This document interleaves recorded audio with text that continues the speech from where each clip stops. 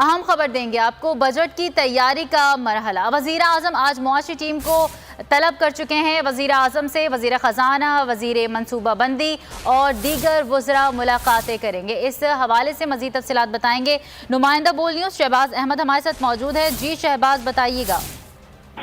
دیکھیے، بجٹ کی تیاری کا مرحلہ ہے تو وزیر اعظم عمران خان نے جو حکومتی معاشی ٹیم ہے اسے وزیر اعظم ہاؤس میں طلب کر لیا ہے اور مختلف اوقات میں مختلف وزراء وزیر اعظم عمران خان سے ملاقاتیں کریں گے، جس میں خاص طور پر جو بجٹ کی تیاری سے وزیر اعظم عمران خان کو آگاہ کیا جائے گا۔